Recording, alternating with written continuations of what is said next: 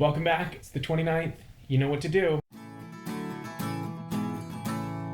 Don't forget to listen for your favorite verse and comment it below, as well as liking this video and subscribing. Also, you'll see next to the subscribe button, there's a little bell. Click that bell, select all. That way you'll get notified when I publish videos and you won't have to come to YouTube to check all the time. I'm sure you're checking all the time, just waiting for my videos. So now they'll get pushed to you so you don't have to check all the time. But don't worry, I'm not gonna spam you. I post like a few videos a year, but that's gonna change. Let's get started with Proverbs 29. He who is often rebuked and hardens his neck will be suddenly destroyed, and that without remedy. When the righteous are in authority, the people rejoice, but when the wicked man rules, the people groan. Whoever loves wisdom makes his father rejoice, but a companion of harlots wastes his wealth.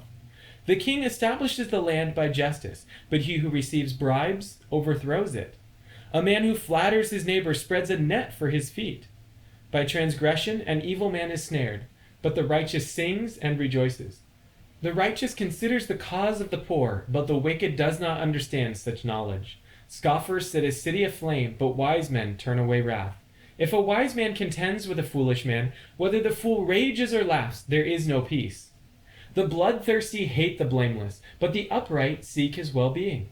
A fool vents all his feelings, but a wise man holds them back. If a ruler pays attention to lies, all his servants become wicked. The poor man and the oppressor have this in common. The Lord gives light to the eyes of both. The king who judges the poor with truth, his throne will be established forever. The rod and rebuke give wisdom, but a child left to himself brings shame to his mother. When the wicked are multiplied, transgression increases, but the righteous will see their fall. Correct your son, and he will give you rest. Yes, he will give delight to your soul. Where there is no revelation, the people cast off restraint, but happy is he who keeps the law. A servant will not be corrected by mere words, for though he understands, he will not respond. Do you see a man hasty in his words? There is more hope for a fool than for him. He who pampers his servant from childhood will have him as a son in the end. An angry man stirs up strife, and a furious man abounds in transgression. A man's pride will bring him low, but the humble in spirit will retain honor. Whoever is partner with a thief hates his own life. He swears to tell the truth, but reveals nothing. The fear of man brings a snare, but whoever trusts in the Lord shall be safe. Many seek the ruler's favor, but justice for man comes from the Lord. An unjust man is an abomination to the righteous, and he who is upright in the way is an abomination to the wicked. Proverbs 29. Wow, another great one here. Another quick one, but a great one. All right, let's get started with verse 1. Don't be stiff-necked. Well, this verse says hardens his neck, but some say stiff-necked. He who is often rebuked and hardens his neck will suddenly be destroyed, and that without remedy. That should terrify us all. Listen to rebuke.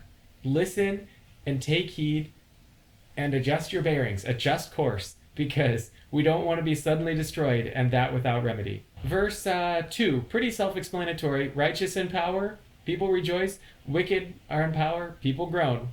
Pretty self-explanatory. And verse 5, we've seen this flattering for the last couple days. A man who flatters his neighbor spreads a net for his feet.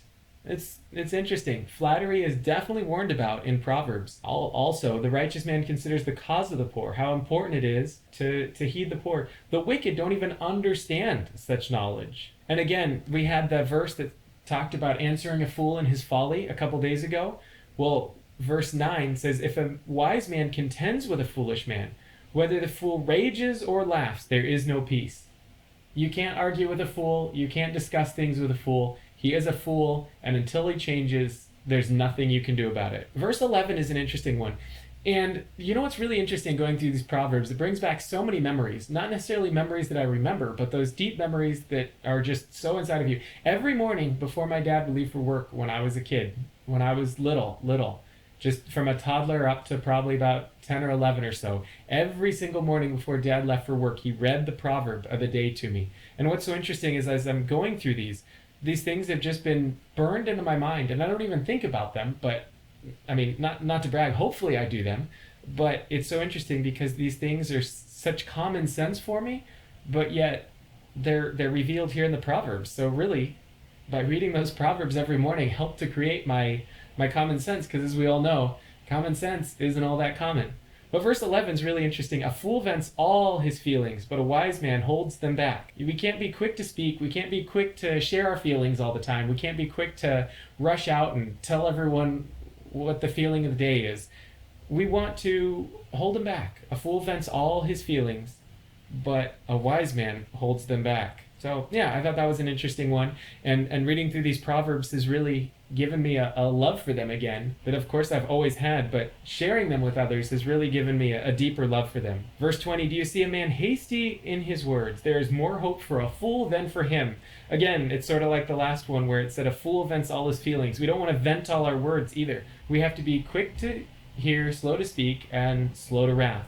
Because like verse 20 says, do you see a man hasty in his words? There's more hope for a fool than for him. And as we know from the last couple days, there isn't very much hope for a fool. So that means you're way down there if you're hasty in your words. So think before you speak, and remember, where a multitude of words is, sin is not absent. Keep that in mind.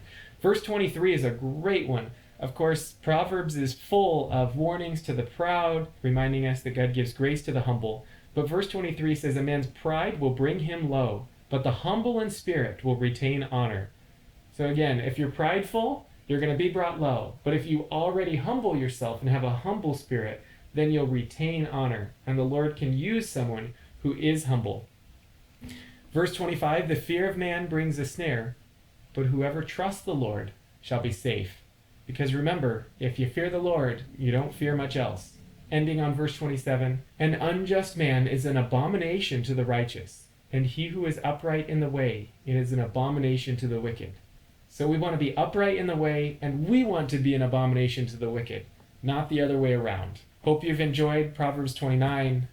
Only a couple more days to go. It's been a lot of work, but I'm going to miss it. It's definitely been a lot of work. It's been so rewarding sharing it with you all and just going through it for myself. So don't forget to like, subscribe, comment your favorite verse below. Stay tuned for the projects I have upcoming. All right, so I quickly want to show you my cat here, who's sleeping and super cute. That's who interrupts my videos a lot of times. Yeah, he's a good boy, but he interrupts my videos.